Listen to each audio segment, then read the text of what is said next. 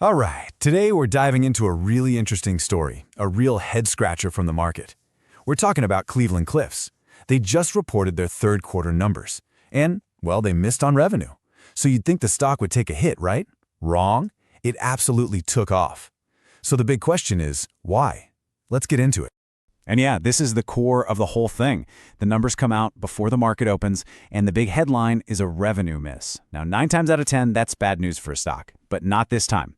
The market went in the complete opposite direction. So what on earth did investors see that made them ignore that headline?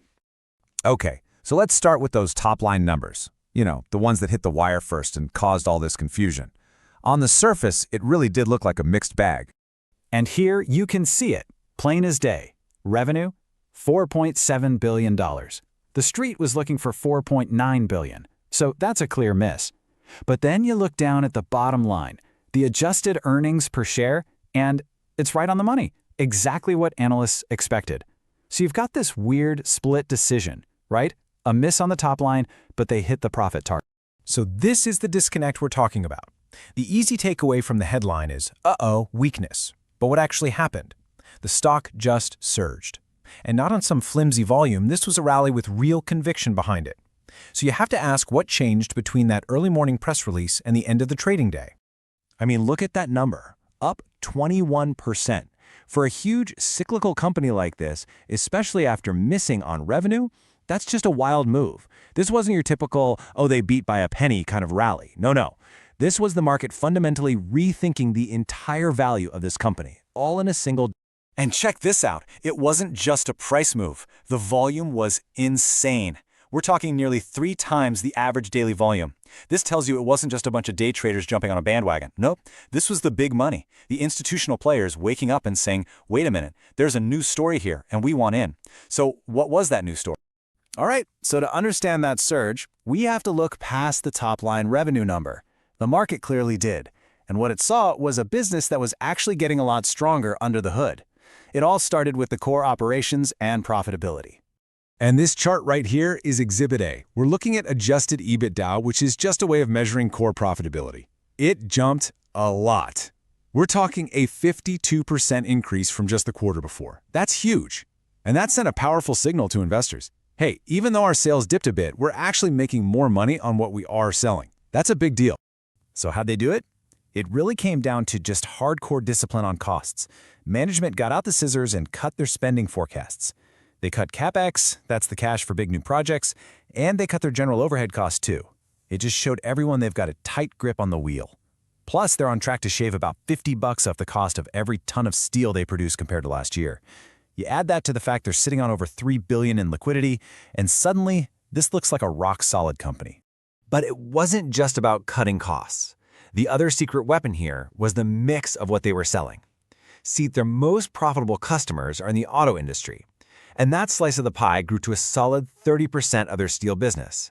Management was even saying that it was their best quarter for auto shipments in a long time. So by selling more of this high-margin steel to car companies, their average price went up, even though the total revenue number was a little light. Okay, so better profits, tight cost controls, that's all great stuff. But let's be real, that doesn't get you a 21% jump in the stock. Not on its own. The real story, the thing that lit a rocket under the stock, was a whole bunch of brand new strategic bombshells that dropped during the earnings call. These things completely changed the story and forced Wall Street to look at the company in a whole new light. I mean, the earnings call was just one bombshell after another.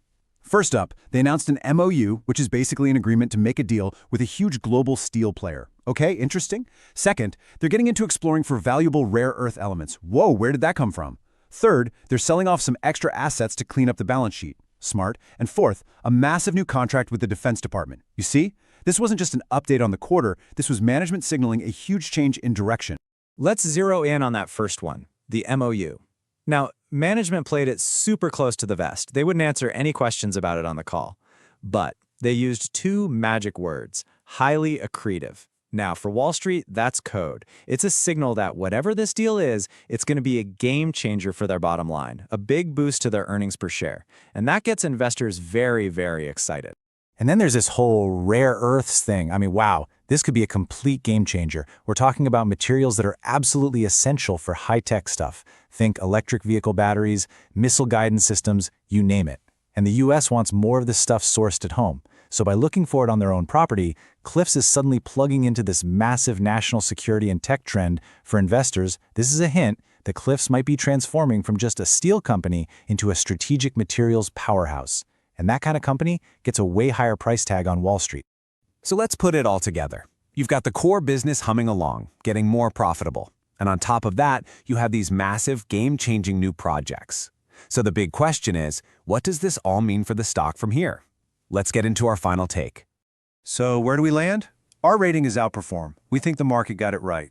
It smartly looked straight through that noisy revenue number and focused on the future. It priced in the massive potential, what you might call the option value, of that big partnership and the move into rare earths.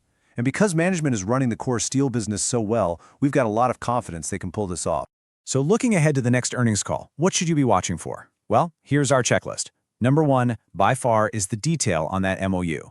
We need the terms, the structure, the economics. Show us the math.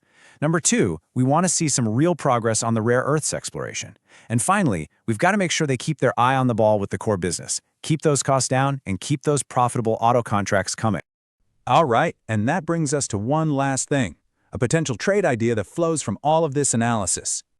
So here's the thinking. The market has already reacted to the news about all this, but the real money is made on the execution. The trade idea here is really a bet that management is going to deliver the goods on that big partnership deal. Now, one way you could play this is with an option strategy called a long call spread. It's basically a way to bet on the stock moving higher if they announce a great deal, but it also puts a hard limit on how much you can lose if the deal turns out to be a dud. It's all about capturing that upside while defining your risk. This is not financial advice.